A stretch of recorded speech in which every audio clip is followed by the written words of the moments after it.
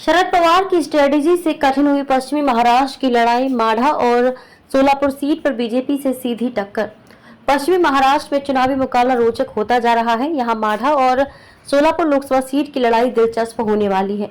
इसके लिए शरद पवार ने फील्डिंग सेट कर दी है। दरअसल पूर्व डेप्यूटी सीएम विजय सिंह मोहिते के भतीजे धैर्यशील मोहिते पाटिल माढ़ा सीट से लोकसभा चुनाव लड़ने के लिए शरद पवार के नेतृत्व वाले एनसीपी में शामिल हो गए हैं। लोकसभा चुनाव से पहले एनसीपी शरद चंद्र पवार सुप्रीमो शरद पवार ने पश्चिमी महाराष्ट्र में बीजेपी के लिए नया टारगेट सेट कर दिया है। उन्होंने माढ़ा और सोलापुर लोकसभा सीटों को लेकर विजय सिंह मोहिते पाटिल और वरिष्ठ कांग्रेस नेता सुशील कुमार शिंदे के साथ बैठक की।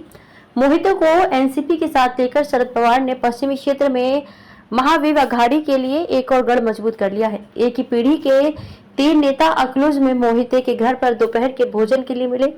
इस दौरान शरद पवार ने कहा कि सोलापुर और माढ़ा दोनों लोकसभा क्षेत्रों के उम्मीदवार 16 अप्रैल को एक साथ प्रेस कॉन्फ्रेंस कर नामांकन फाइल करेंगे। धैर्यशील मोहिते पाटिल एनसीपी शरद चंद्र पाटिल के प्रदेश अध्यक्ष जयंत पाटिल की उपस्थिति में पार्टी में शामिल हुए और भीम कावेरी नदी परियोजना को लेकर मौजूदा सांसद रंजीत सिंह निंबालकर पर निशाना साधा।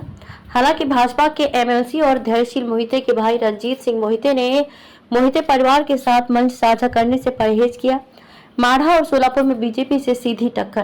पूर्व मुख्यमंत्री सुशील कुमार शिंदे की बेटी और विधायक प्रणीति शिंदे सोलापुर लोकसभा सीट से चुनाव लड़ रही हैं।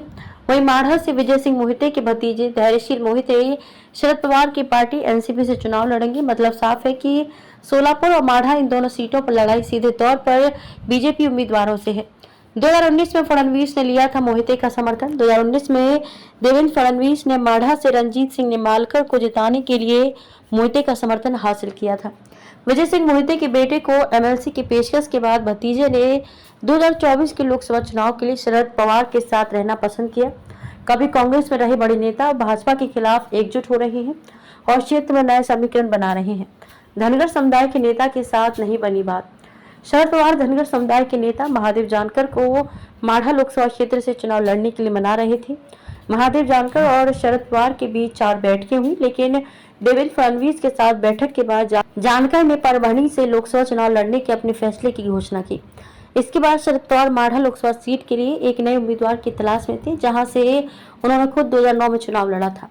एनसीपी के गढ़ रही है माढ़ा सीट। माढ़ा लोकसभा सीट 2008 में अस्तित्व में आई थी। इस सीट से शरद पवार ने 2009 में चुनाव जीता था, जबकि उन्होंने अपनी पारंपरिक बारामती लोकसभा सीट बेटी सुप्रिया सुले के लिए रिजर्व कर दी थी। इसके बाद 2014 में मोदी लहर के खिलाफ एनसीपी के टिकट पर विजय सिंह मोहिते पाटिल इस सीट से सांसद बने, लेकिन 2019 के बाद मोहिते ने पवार का साथ छोड़ दिया था और बीजेपी के साथ चले गए। ये लोकसभा क्षेत्र में सोलापुर में 4 और सतारा में 2 विधानसभा सीटें हैं।